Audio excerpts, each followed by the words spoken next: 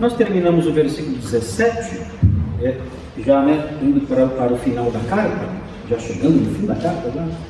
E hoje nós vamos olhar os versículos 18 e 19, do capítulo 13 de Hebreus. É um pedido de oração por parte do autor de Hebreus. Ele faz um pedido aqui de oração. Então nós vamos ler esses dois versículos, e aí nós vamos caminhar entendendo esse trechinho aqui e aprendendo, né, aqui, essas lições, as lições que podem brotar aqui desse texto. Então o texto fala assim, Hebreus 13, 18 e 19: Orai por nós, pois estamos persuadidos de termos boa consciência, desejando em todas as coisas viver condignamente. Rogo-vos com muito empenho e assim façais, a fim de que eu vos seja restituído mais depressa. Então aqui é o pedido de oração dele. Assim, eu dividi aqui em três partes de novo, como eu sempre faço, né? Eu coloquei no item 1 do nosso esboço aqui, eu coloquei os estímulos ao atendimento do pedido. Porque ele vai fazer um pedido, mas ao fazer esse pedido, antes de fazer esse pedido, ele tenta estimular os irmãos a fazerem, cumprirem, realizarem o pedido dele, atenderem o pedido dele. Então ele estimula os irmãos a isso, a atender o pedido dele, é um pedido de oração. E ele apresenta razões para estimular os irmãos a atenderem esse pedido. Depois, no item 2, tem a insistência do pedido, que está no comecinho do versículo 19, é a insistência do pedido. E no item 3, o conteúdo específico do pedido, que é a parte final do versículo 19, a fim de que eu vos seja restituído mais depressa. Então esse aí é o conteúdo específico do pedido. Então vamos ver então essas três partes aqui desse texto. É um texto que é um texto que já está finalizando o livro de Hebreus, já está acabando o livro de Hebreus. Então ele está fazendo o pedido de oração aqui e revela algumas coisas interessantes, né? Então ele começa falando assim: orai por nós. Então esse nós é assim, existe no Novo Testamento um nós, que é o nós epistolar. O que é o nós epistolar? O que é isso? É quando a pessoa, em vez de usar o eu, ela se refere a eu como nós. É uma espécie de uso retórico do nós. Então a pessoa chega, o apóstolo Paulo fala, usa esse recurso várias vezes, né? Ele fala muitas vezes na primeira pessoa do plural. Nós não estamos adulterando o evangelho, ele fala nós. Ele usa isso para dizer, para se referir a si mesmo. Então, pode ser que aqui, quando ele fala orai por nós, pode ser um nós epistolar, que tem esse sentido de eu. Então, orem por mim. Mas o problema com isso é que na sequência, no versículo 19, ele fala assim: rogo-vos com muito empenho que assim façais, a fim de que eu. Aí ele não usa mais o nós, ele usa o eu. Então isso faz com que a ideia do nós epistolar fique fraca.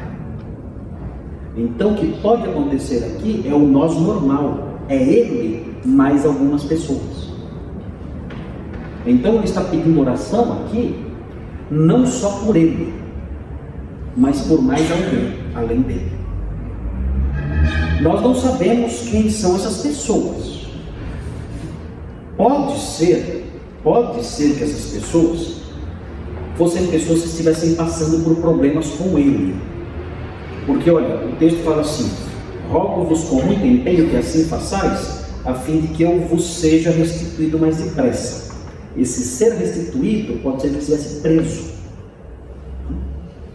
E aí seriam outras pessoas que estavam presas com ele, também sendo crentes. E essas pessoas, se for aqui o plural, então eram pessoas que tinham boa consciência e que viviam condignamente, eram crentes exemplares. Ele fala: nós estamos persuadidos, é o grupo, nós estamos persuadidos de termos boa consciência, desejando em todas as coisas viver dignamente. Se isso se aplica ao grupo, então era um grupo de crentes sérios, talvez líderes, né? Não sabemos, pastores, evangelistas itinerantes, talvez, né? E ele está pedindo oração para esse grupo. E esse grupo, talvez, pode ser que esse grupo estivesse passando por perseguições, ou até estivesse preso, porque ele fala no final, a fim de que eu vos seja restituído depressa. Então isso pode ser assim. Vejam o versículo 23. Quem poderia estar junto com esse nós? Versículo 23. Quem poderia fazer parte desse nós aí? Vocês já conhecem essa pessoa. Quem é essa pessoa famosa aí? Olha lá, olha que interessante. Notifico-vos que o irmão Timóteo foi posto em liberdade. Pode ser que ele faça parte desse nós. Será que Timóteo era um homem exemplar? Sem dúvida, né? Vivia dignamente? Tinha consciência boa? Sem dúvida. E ele fala que, olha, o irmão Timóteo foi libertado. Olha, é um sinal de que ele estava ali associado, o autor de Hebreus estava associado com um grupo que estava sendo oprimido. Aí tem uma duvidazinha lá, né? Com ele, caso venha logo, eu vos verei. Aí dá a impressão de que ele não está preso, o autor de Hebreus.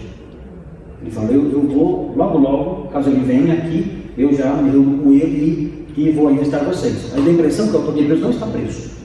Mas, isso no versículo 23 dá a impressão que não está preso. No versículo 19 dá a impressão que ele está preso. Ele fala, eu quero ser restituído depressa. Então, fica meio na dúvida, meio dúbio, né? Ele estava preso ou não estava preso? Timóteo, ele foi solto. Então parece que a prisão não era tão severa assim, né? Ele foi solto. E é um dos grandes líderes cristãos, né? Famosíssimo Timóteo, super famoso, na igreja do primeiro século. E ele tinha sido posto em liberdade, porque a perseguição não estava sendo tão dura, tão rígida. Então o autor de Hebreus, que era um líder menos conhecido, talvez, certamente seria solto logo também. E aí ele fala, eu vou ver você, se ele foi solto logo, você também, aí eu já vou embora com ele também. E vou visitar, eu vou até vocês aí. Mas não sabemos se é isso mesmo, talvez ele nem estivesse preso. Mas o fato é que ele está associado a um grupo de homens sérios, um grupo de homens santos. E nesse grupo fazia parte desse grupo, o famoso Timóteo aí, que a gente vê no versículo 23. Ok? Então note aí, veja aí, como fica então. Orai por nós. Então já sabemos, tudo indica que não é o nós epistolar, é o nós normal mesmo, um grupo de pessoas. E ele diz, pois estamos persuadidos de termos boa consciência. É interessante isso aqui, porque assim, olha o pedido dele, ore por nós, porque nós somos pessoas de uma consciência tranquila e de vida reta. Como assim? Então quem tem vida torta, eu não posso orar pela pessoa? Que sentido tem isso aqui? Olha, orem por nós por uma razão. Nós estamos persuadidos de termos boa consciência e temos o desejo de viver dignamente. De que modo isso serve de base para eu pedir oração para alguém? Se eu não tiver a vida reta, eu posso pedir oração para alguém? Posso ou não posso? Posso, não posso. Não tem gente que a gente traz, a gente até traz aqui, né? Pedidos de oração de pessoas que são pessoas de vida torta, incrédulos, ateus até. A gente traz aqui, ora pelo meu parente, pelo meu amigo, que ele tem uma vida totalmente perdida, totalmente devassa. Ore por ele, para Deus ajudar e para Deus abrir os olhos. Nós oramos para essas pessoas. Então, por que ele fala assim? Olha, orai por nós, pois estamos persuadidos de termos boa consciência. Por que ele faz assim? A impressão que nós temos é interessante aqui. É claro que a gente pode orar por pessoas que não são assim, é claro. Mas parece que as pessoas que são assim, elas merecem até uma atenção especial nas orações. Olha, eu lembro de um irmão que é um irmão íntegro, é um irmão santo, é um irmão de procedimento justo. Será que isso deve me motivar mais a orar por ele na hora da dificuldade que ele passa? O que vocês acham? Esse texto aqui serve de base para dizermos que sim. Então, eu chegar em casa e falar assim: Simone, o irmão fulano está doente. Vamos orar bastante por ele. Por que orar bastante por ele? A gente ora pelos outros normalmente, vamos orar bastante por ele. Por quê? Porque ele é um irmão especial. Ele é um irmão consagrado, ele é um irmão piedoso, ele é um irmão dedicado, ele dá um bom testemunho. Eu acho que as nossas orações por ele devem ser ainda mais intensas, porque ele é digno disso. Vocês acham isso? Bom, parece que é isso que diz aqui. Olha que legal isso. É como se fosse uma forma de honrar o testemunho do crente sério. Como nós podemos honrar o bom testemunho do crente consagrado? Uma das formas, nós oramos mais por ele nas horas difíceis. E esse texto aqui mostra que isso é legítimo. Que fazer isso, se nós não fazemos, deveríamos fazer. Então, quando o autor de Hebreus quis estimular os seus leitores a orar mais por ele, mais intensamente por ele e pelos seus amigos, seus colegas, ele fala: olha, orem por nós, porque, e aí ele fala, nós somos assim, assim e assim. É como se ele dissesse: nós somos dignos das orações de vocês. Nós não somos enganadores, nós não somos crentes falsos, nós não somos falsos mestres, nós não estamos enganando ninguém. A nossa consciência não tem segredos podres, não tem isso. Nossa consciência está limpa e nós vivemos dignamente em tudo. Nós não escolhemos partes da nossa vida para vocês verem, não. A nossa vida é íntegra em cada aspecto dela. Então nós somos dignos das orações de vocês. Eu posso pedir orações de vocês e eu sou digno das orações de vocês, porque eu ando em retidão e a minha consciência não tem segredos podres. É muito interessante isso. Será que nós podemos todos nós falar isso, né? Como o autor de Hebreus falou aqui. Olha o que ele falou: orai por nós, pois estamos persuadidos. O que é persuadido? Convencidos. Convencido. Ele tinha convicção. Do que ele tinha convicção? Ele tinha convicção de ter uma boa consciência. O que é isso? Vida reta. O que é uma boa consciência? Tem a ver com vida reta, né? Tem a ver com vida reta. Mas o que é uma boa consciência? Que não te acusa de nada? É uma consciência que não tem segredos ali que te incomodam. Isso é uma boa consciência. É uma consciência que ela não está apodrecida por segredos sujos. Isso é uma consciência boa. É como um fruto bom. O que é um fruto bom? É um fruto que não tem manchas. É um fruto que não tem marcas de podridão. A consciência boa é isso também. É uma consciência que não tem marcas de podridão, não tem segredos sujos, não tem más intenções. Olha o 10:22. Veja lá o 10:22. 10:22. Olha só a boa consciência aparecendo aqui. No 10:22. Então fala assim: aproximemo-nos, aqui é para se aproximar de Deus aqui. Aproximemo-nos com sincero coração, o texto fala. Então aproximemo-nos de Deus com coração sincero, em plena certeza de fé, tendo o coração purificado. Purificado do quê? Da má consciência. Ou seja, a minha consciência não pode ter intenções sujas, não pode ter marcas de hipocrisia. Eu tenho que comparecer diante de Deus com sinceridade. Então a má consciência tem que ser purificada de intenções ruins e de hipocrisias. Então aqui o autor de Hebreus, quando ele fala, nós estamos convencidos, nós temos certeza, nós temos convicção que a nossa consciência é boa, ele está dizendo isso. Nós não temos más intenções, nós não temos segredos escondidos.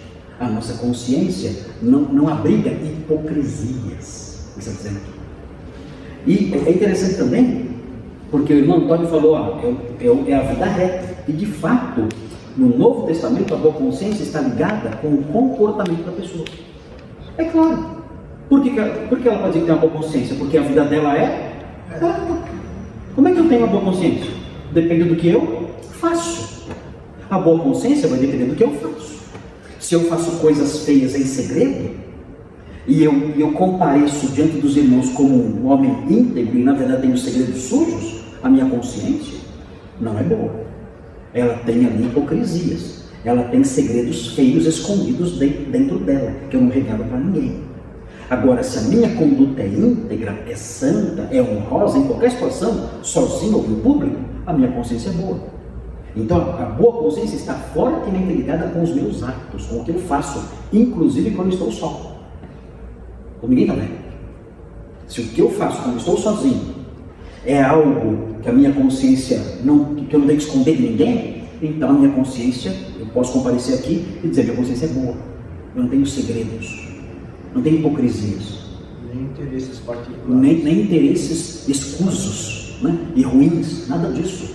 Eu estou aqui com a minha consciência tranquila, porque o meu modo de agir é um modo honroso. Isso é muito importante. E o autor de Hebreus fala, eu sou assim. O autor de Hebreus fala, eu não tenho nada que esconder. A minha consciência é boa, eu sou sincero, não há hipocrisias em mim. Veja a ligação entre a boa consciência e o comportamento em Atos 23:1. Olha só como está ligado. Atos 23:1. Isaac, mostra pra gente esse texto aí. Olha a conexão, boa consciência e conduta. Porque alguém pode ter uma consciência que me incomoda, não pode? Não pode você ter uma consciência que me incomoda? Aí a consciência é cauterizada, né? Ela me incomoda. A pessoa faz o mal e a consciência não liga. Aqui não, essa consciência aqui é uma consciência boa. É boa por quê? Porque ele é obediente. A consciência dele não é cauterizada. Se ele fizer o mal, ela vai incomodar. Olha Atos 23, versículo 1. Olha só o que Paulo fala. Fitando Paulo os olhos no Sinédrio, disse: varões e irmãos, olha só a ligação entre o comportamento e a consciência. Tem andado diante de Deus com toda a boa consciência até o dia de hoje. Olha, está vendo a conexão? O que é andar? É viver. Eu tenho vivido diante de Deus com a consciência boa. A minha vida tem sido assim. É a conexão entre a consciência e o comportamento. Ele fala, eu não tenho nada na minha vida que me acuse. Nada que alguém possa apontar como algo mal, ruim, apodrecido na minha vida. A minha conduta diante de Deus é marcada por uma consciência boa. Outro texto, 1 Timóteo 1,5. Olha que interessante esse texto aqui. 1 Timóteo 1,5, Isaac. 1 Timóteo 1,5. Todos nós temos que trabalhar, nós temos que nos esforçar para ter uma consciência boa. Requer esforço isso, porque nós somos sempre tentados a cometer pecados às escondidas e escondê-los para manter a nossa imagem, não é assim? Nós somos assim, nós somos tentados à hipocrisia. O apóstolo Paulo fala, quando a lei disse não cobiçarás, isso despertou em mim o desejo de cobiçar. E aí eu vi o quanto eu sou mau.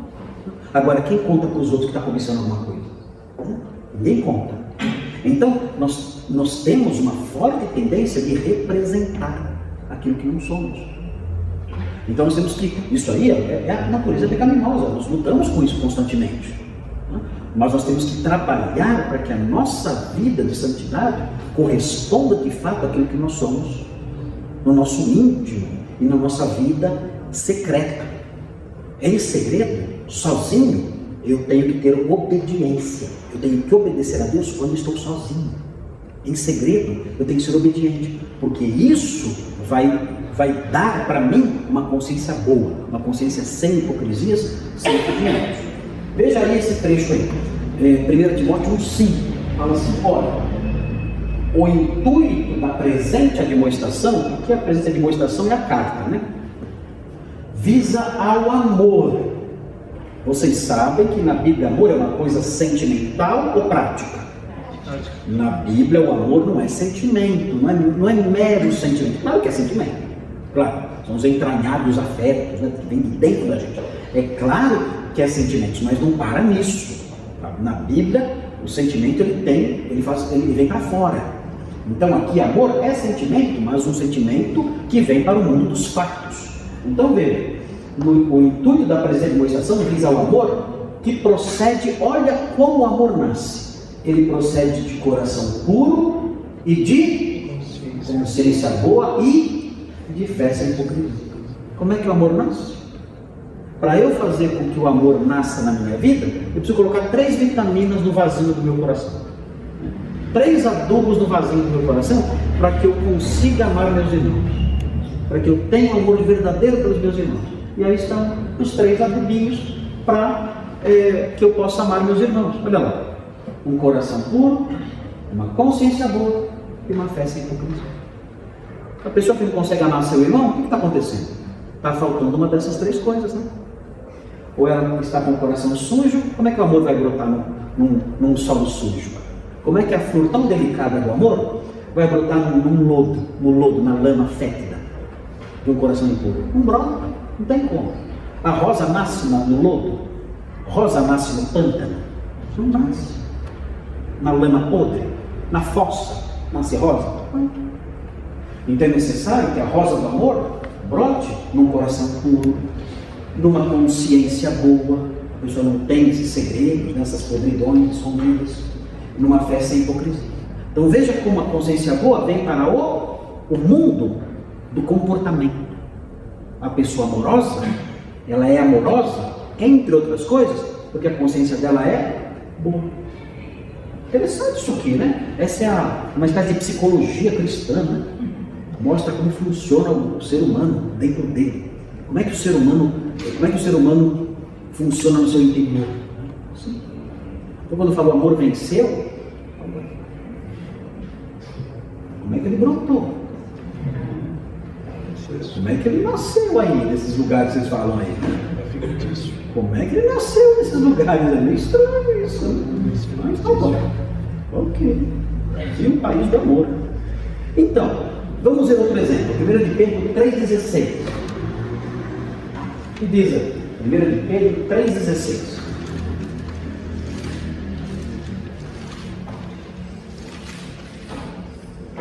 Primeira de Pedro 3,16. Olha lá.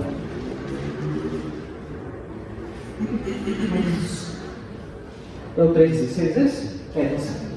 Fazendo todavia com mansidão e temor, aqui falar da nossa esperança, né? Falar da nossa esperança com mansidão e temor, com boa consciência. Olha o que é necessário para você dar um bom testemunho verbal da sua fé. Você tem que ter a boa consciência. Agora vejam a conexão entre a boa consciência e o comportamento. Olha, com boa consciência, de modo que naquilo em que falam contra vós outros, fiquem envergonhados os que difamam o vosso bom procedimento em Cristo. Como? Eles vão ver a minha boa consciência? Eles não vão ver a minha boa consciência, mas eles vão ver o meu comportamento que está ligado à minha boa consciência. Então quando você for falar da sua fé, seja assim, fale com mansidão, temor e tendo uma consciência boa, que não te acuse de nada. Porque se levantarem calúnias contra você, você vai dizer, não, a minha consciência está tranquila, o meu comportamento é reto, você sabe disso, você não tem nada de que me acusar. Eu nunca participei das coisas que você participa, eu nunca fiz as coisas que você faz, eu nunca provei isso e vocês sabem disso. A minha consciência está tranquila. Chame quem você quiser nesta sala, chame quem você quiser nessa empresa, chame quem você quiser nesse prédio, faça o que quiser, a minha consciência está tranquila. Eu posso falar com autoridade e falar do Evangelho com autoridade, porque a minha consciência é boa e está tranquila, de nada ela me acusa. Isso é importante. O apóstolo Pedro fala isso aqui. A consciência é boa por causa disso. A ter a boa consciência é importante por causa disso. Me dá autoridade até para testemunhar da fé. É importante isso aqui. O contrário disso é hipocrisia, né? É só. Agora, interessante aqui, né? Por que será que o autor de Hebreus ele está dizendo isso? Será que estavam acusando ele? Será que estavam acusando ele? Pode ser. Os líderes, né? Sim, ele os líderes. Porque ele estava reprovando as falsas doutrinas ou não? Olha o versículo 9. Olha o versículo 9. Ó. Olha o que ele fez. Será que isso despertava raiva em alguém? Muita raiva. Olha o que ele está falando. Não vos deixeis envolver por doutrinas várias e estranhas. Será que estavam alguns falsos mestres na igreja querendo jogar lixo lá para dentro? Com certeza. Com certeza. E ele alertava as pessoas: não sigam essas coisas que isso não vale nada. Estou dizendo, o que vale é estar o coração cultivado com graça e não com alimentos coisas. Nunca tiveram proveito com isso, se preocuparam. Ele está atacando falsos mestres aqui.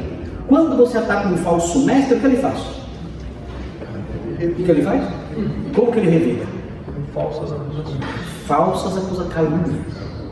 Ele calunia você. Vocês não sabem disso, eu estou cansado de se caluniar. Eu condeno bastante, né? Os pastores aqui da igreja condenam muito os falsos mestres. Meu Deus do céu. A primeira coisa é caluniar a nossa vida.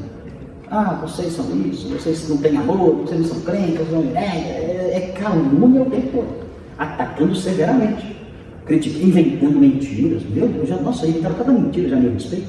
É assustador, porque eu nunca fiz isso, eu nunca falei isso, é mentira isso aí. Mas eles agem assim, inventando lorotas. Então é possível, olhando o versículo 9, é possível que essa crítica do autor de Hebreus contra os falsos mestres tenha despertado acusações. Você olha, está dizendo então aqui o seguinte: olha, tudo isso que vocês estão ouvindo é mentira. Estão caluniando a mim e aos outros líderes aqui que estão comigo, incluindo Timóteo, que saiu agora da prisão. Olha, é mentira. Nós temos a nossa consciência boa, estamos tranquilos em relação à nossa vida. De nada a nossa consciência nos acusa. Olha o apóstolo Paulo, o que ele fala em 1 Coríntios 4:4. Ele era acusado também. O apóstolo Paulo em Corinto, ele era acusado do quê? De ser um falso apóstolo. Assim, ele não é apóstolo, não. Esse Paulo é um Valdomiro da vida. Então, apóstolos tem 12. O que ele está falando que ele é apóstolo? É o 13º ele? Deve ser um Valdomiro da vida. Não é apóstolo coisa nenhuma. E começaram a caluniá-lo em Corinto, questionando o seu apostolado. Tanto que parece que esse foi o único problema que não foi resolvido plenamente em Corinto, depois da primeira carta.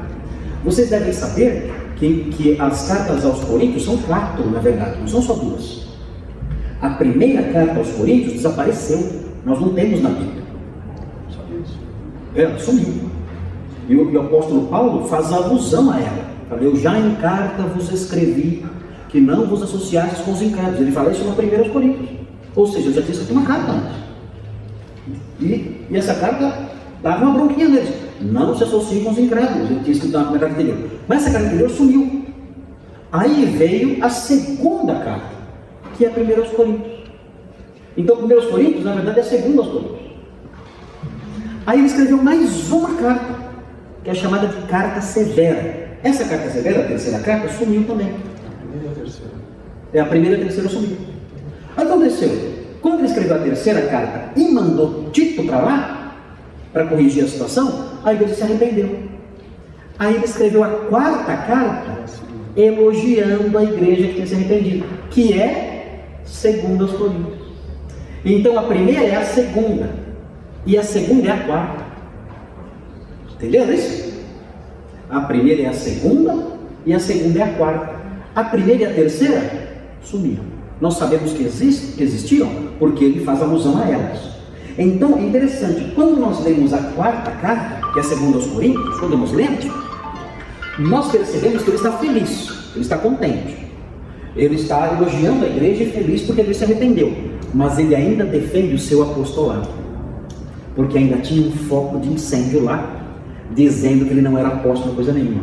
Parece que esse problema foi o único problema que não se resolveu plenamente, depois de toda aquele monte de carta, 3 cartas e mais as visitas. Parece que os ataques contra o apostolado dele ainda continuavam.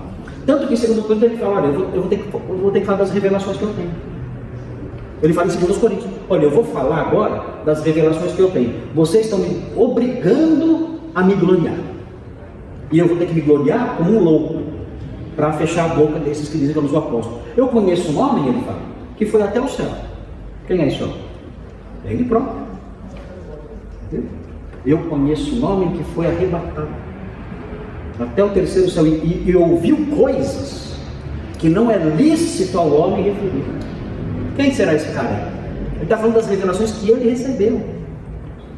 Então ele fala: olha, estou dizendo tudo isso para vocês para provar que eu sou um apóstolo. Eu tenho revelações especiais de Deus. E esse problema ainda continuava em Corinto, mesmo depois de tudo que ele tinha passado, e mesmo depois da igreja ter se arrependido de vários anos que ela tinha cometido. Então vejam o que o apóstolo Paulo fala em 1 Coríntios 4:4. 1 Coríntios 4:4. Porque de nada me argue a consciência. Olha, estava sendo acusado. Mas ele fala o quê? Eu estou sendo acusado, mas a minha consciência não me incomoda, não me argue. A minha consciência não me acusa. Está dizendo. Aí, é interessante que ele completa o que ele fala. Contudo, nem por isso me dou por justificado, pois quem me julga é o Senhor. Vai que minha consciência falha? Minha consciência falhar? Uma coisa eu sei, eu não estou sendo acusado de nada na minha consciência. Estou com consciência tranquila. Mas, eu sou humano. Pode ser que minha consciência falhe. O fato é que quem me julga é o Senhor. Está na mão dele e ele sabe da minha vida. Eu estou tranquilo. Ele sabe da minha vida. Então é terrível isso. Os homens que lutaram contra os erros doutrinários, eles foram alvos de ataques. E eles tiveram que dizer isso: olha, estão me atacando injustamente, porque a minha consciência não me acusa de nada. É tudo muito rigoroso, né? É assim, os inimigos dos pregadores, se eles aplicassem a vida deles, o rigor que eles aplicam à vida de quem os criticam, meu Deus, está tudo arrebatado. Se eles acham um errinho desse tamanhinho no pregador da palavra, meu Deus, aquilo vira é o fim da terceira guerra mundial. Vocês descobrem isso aqui. Então por isso o homem de Deus tem que viver uma vida irrepreensível, porque os inimigos da verdade estão procurando algo para atacar o tempo todo, e com isso desmerecer sua mensagem, dizer que a mensagem que ele prega é falsa, apontando erros na vida dele. Sim. Um discípulo de Jesus que não tem ninguém comendo na sua vida, na Canael. Jesus fala disso, realmente não havia Deus sem dolo, sem dolo nenhum. não é? Exatamente. Jesus conhece o coração e falou assim: olha, aqui tem um verdadeiro israelita. Nele não há dolo, não há más intenções no coração dele. Olha, que julgamento maravilhoso esse, né? E era um homem que conhecia Jesus. E Jesus falou do coração dele. Então esse é o ideal do crente, é ser um Natanael. Alguém que Jesus olha para o coração e fala: não tem más intenções nesse homem. Ele é sincero, a consciência dele é boa, não há nada de que acusá-lo.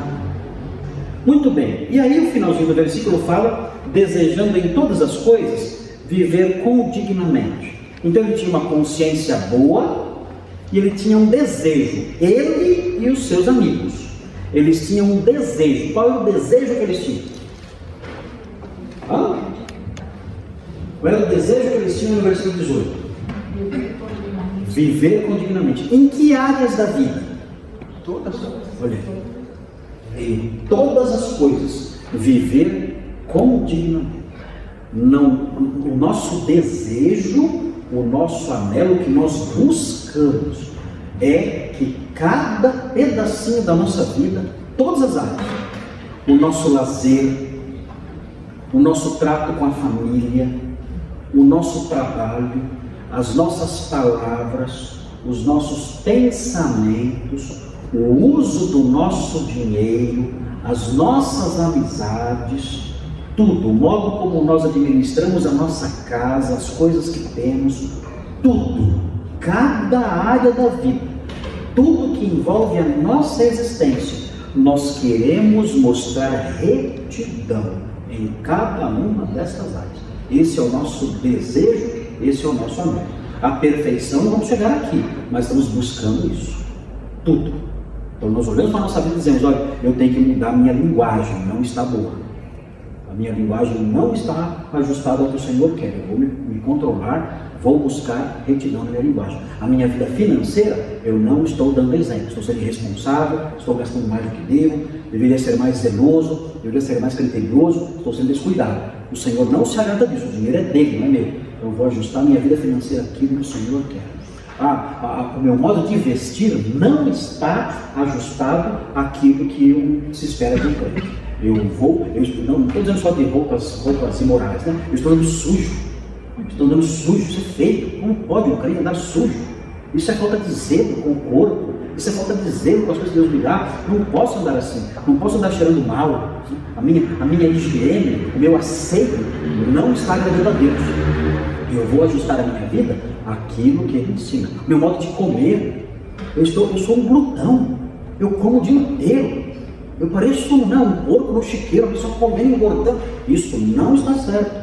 Isso não é cuidado. Um crente não pode ser assim. Porque tem que ser moderado em todas as coisas. Eu tenho que tomar cuidado. Olha, eu não largo a televisão. Eu não largo a televisão. Isso não é correto. Tem alguma coisa errada aí. Está faltando moderação. Eu não largo as redes sociais. Meu Deus. Não está tendo moderação ali. Tem que haver moderação. Eu posso usar redes sociais. Eu posso ter televisão. Eu posso fazer essas coisas. Mas, meu Deus, eu estou sendo alguém totalmente desequilibrado. Eu sou um louco. Eu não estou vivendo corretamente. Não estou tendo sabedoria no viver. Eu tenho que ter controle e equilíbrio em tudo. Não é normal isso. Então, eu vou buscar em todas as coisas viver do modo digno daquilo que eu sou. Eu sou um crente. Não vou viver de modo imoderado, de modo desequilibrado, com várias falhas na minha vida. Eu vou ajustar cada aspecto. O texto fala que todas as coisas, cada aspecto da minha existência tem que estar dentro daquilo que Deus aprova. Tudo. Tem que avaliar minha vida e dizer: isso aqui eu tenho que mudar. Isso não está bom. É interessante isso aqui. O autor de Hebreus, então, ele fala assim: olha, eu tenho aqui um grupo de pastores e de líderes. E eu vou dar um retrato para vocês do nosso interior. Nosso interior. Meu, de Timóteo, que acabou de sair da cadeia, e dos outros pastores que estão aqui, ou líderes, sei lá. Olha, o retrato é o seguinte: tem duas marcas dentro da gente. A primeira marca, nós temos uma consciência boa. Não temos nenhuma hipocrisia em nós. E segundo, nós temos um desejo sério de ajustar cada pedacinho da nossa vida àquilo que Deus quer. E eu posso falar isso dos meus amigos aqui. Timóteo estava preso, mas injustamente. Ele não fez nada de errado. Ele estava preso injustamente. Porque a vida dele, a consciência dele é boa, e a busca dele, o desejo dele é de uma vida reta. Ele estava preso porque os homens são maus e injustos. Mas a vida dele não merecia perdão. E nem o seu comportamento não merecia perdão. Então, é um retrato do interior desses homens. E é um retrato com dois traços. E nós temos que buscar esses dois traços em nós. A consciência boa e o anelo por ajustar cada detalhe da vida àquilo que Deus aprova. Sempre tem alguma coisinha para ajustar, né? Sempre tem um parafusinho para... É que nem a minha weekend. Eu tenho uma weekend de 97. Está lá. Sempre tem uma coisinha para fazer. Sempre. Eu vou lá, aqui está tendo um vazamento aqui. Vai lá e conserta o vazamentinho lá. Consertou, ficou para lá. Passou uma semana e esse barulhinho na porta não está legal. Tem algum problema nesse parafuso. Né? Vai lá e arruma o barulho na porta. E assim, estou com ela já há 23 anos já. Quase por aí de prata. Ela é uma relíquia, ela nem paga mais IPVA. Tem carro antigo, é uma delícia. É uma delícia. Mas sempre tem a coisinha lá. Sempre, soltou essa mangueirinha aqui. Essa mangueirinha soltou. Era o mecânico falou: mas essa aqui é original. Essa é a boa, né? Mas chegou a hora de trocar. Aí troca a mangueirinha. Assim é a vida cristã. Então, sempre dá uma paradinha, ó. O pneu está gasto, tem que trocar esse pneu. Tem que ajustar esse parafusinho, tem que trocar essa mangueira, tem que tirar esse barulhinho. Isso não está legal, tem que mudar isso aqui, regular aquilo outro. Assim é a nossa vida também. Para que em todas as coisas a weekend ande com dignidade. De vez em quando eu pego a minha weekend e eu saio por Atibaia. Eu não venho para São Paulo com ela, mas saio por Atibaia desfilando com a minha weekend. Chega no posto e fala: nossa, tá bonita a weekend. É a minha weekend, eles elogiam. Nossa, mas tá bonita, que ano que esse cara tá lindo. Tá lindo e vai ficar mais bonito ainda. Eu cuido dela muito bem. Assim deve ser a nossa vida também. Tudo ajustadinho para que andemos com dignamente. Muito bem, gente, já são 9 horas. Na semana que vem, é rapidinho, nós vamos terminar o versículo 19, mas já vamos entrar no final já da epístola, final mesmo, o final finalíssimo da epístola, né? Quando ele fala, olhando lá, ali ele fala no 19 que nós vamos estudar, né? Tem ali pedido ainda de oração. Ele vai fazer outro pedido também, quer ver? Segue um pouquinho aí. Outro rogo lá. Rogo que suporteis a presente palavra de exortação, tanto mais quando vos escrevi resumidamente. Ele fala, orem por mim e aguentem firme a palavra que eu mandei para vocês aí. É interessante, parece que ele reúne duas coisas importantes na vida cristã, né? Levar a sério o que está escrito e a vida de oração. Ele faz esses dois pedidos para os crentes: orem e levem a sério o que está escrito. Então, resumiu sem querer, né? Como que sem querer resumiu duas tarefas importantes do cristão. A gente vai ver melhor, está chegando já no finalzinho já. Nós vamos comentar o 19 na semana que vem, e aí já entramos já no final do final mesmo, né? O 20, que ele fala, o 20, descendo ali, é uma bênção que ele enuncia, né? O Deus da paz, tá vendo? Já um tom de despedida já, né? Aqui já é um tom de despedida, né? O Deus da paz que tornou a trazer dentre os mortos Jesus, nosso Senhor, o grande pastor das ovelhas, pelo sangue da eterna aliança, vos aperfeiçoe em todo bem, para cumprirdes a sua vontade, operando em vós o que é agradável diante dele. Aqui a gente aprende de onde vem a nossa retidão. Aí tem que se esforçar? Tem que se esforçar. Mas quando a gente consegue, de quem é o crédito? É dele, agora. É ele que opera em nós o que é agradável diante dele. A gente se esforça. A gente consegue. Glória para mim. Foi ele quem operou em você tudo que é agradável a ele. A glória é sempre para ele. E se eu falhar, a culpa é dele? Se eu falhar, a culpa é dele. Que coisa, né? Que coisa terrível. Mas é assim na Bíblia, não tem jeito. Muito bem. E nós vamos encerrar orando a Deus para que nos ajude, né? Para que nós tenhamos isso na nossa vida também. Eu vou fazer um pedido de oração. Aqui é um pedido particular. Pedido meu, né, particular. Eu vou falar na semana que vem, na quarta-feira que vem, às 2h. Aliás, eu nem sei se vai dar tempo de eu chegar aqui, porque eu não sei quanto tempo demora. Vai ser às 2h. Eu vou falar num podcast que é muito conhecido, que chama Inteligência Limitada. E eu vou lá na quarta-feira que vem. E assim, eu vou falar sobre teologia reformada, tudo, né? E eu não conhecia muito bem isso, né? Passei a conhecer melhor recentemente. Mas é um podcast muito conhecido. Então isso aí tem dois efeitos isso. Tem muitas manifestações de ódio, é muito forte isso. E muitas manifestações de apreço e de incentivo, né? Mas no Brasil, o que predomina? É o amor que venceu. No Brasil, por causa do meio pentecostal, eles têm muita raiva. Assim, o meio pentecostal tem muito rancor contra pastores como eu, que são conservadores, tradicionais. Oi? Eles são maioria. E são maioria. Né? São maioria. Então, quando fala lá, o pastor Marcos vai tornar, meu Deus, isso tem gente que na hora já quer dar uns tiros, porque eu falo abertamente. Eu falo, isso é mentira. Isso tem que ir, irmãos, eles querem a morte. Quando eu falo nos podcasts por aí, quando eu falo por aí, eu falo, gente, nós não temos os pentecostais, há muitos crentes no meio pentecostal que precisam de amparo, de ajuda, estão sofrendo. Mas o pentecostalismo é um mal. Há pentecostais que são crentes e sérios, estão buscando a verdade. Mas o pentecostalismo é um mal que tem que acabar. Gente, olha, os pastores pentecostais, eles põem minha cabeça a terra. Teve um pastor que falou para mim que eu não posso pisar em Belém do Pará. Se você pisar em Belém do Pará, vai ter sniper no aeroporto. Foi pastor, não tem noção. Depois o amor venceu. Depois o amor venceu. Então isso é muito forte. Isso é muito forte. E eu não procuro isso. Eu não vou atrás de nada. Eu quero aparecer. Não faço nada. Eu estou quieto e apareço. Eu nem sei que não me acho, me acho. E me acho e eu vou. E aí a casa cai. Mas esse rapaz, ele já entrevistou muita gente importante.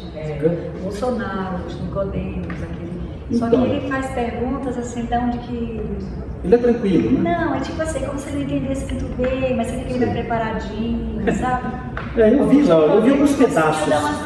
Eu vi alguns pedaços lá, né? Mas assim, eu tem problema, né? Mas assim, eu peço a Deus, eu peço que os irmãos orem por mim, porque às vezes uma frase mal colocada, meu Deus, Ele demora. uma frase mal colocada, já pegam aquilo e transformam aquilo. E outra coisa. Olha, é impressionante.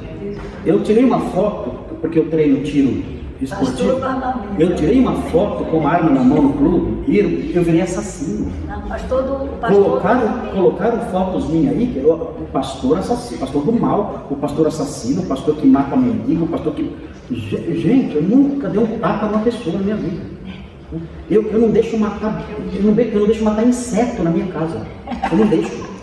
Eu só deixo matar barata. Se tem aranha em casa e lagartixa, eu tenho que tirar e colocar no mato, levar para o mato.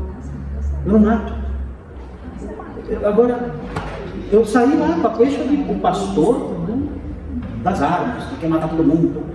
É assustador isso. O problema foi aqueles cortes. Exatamente. Pega um cortinho. Aí.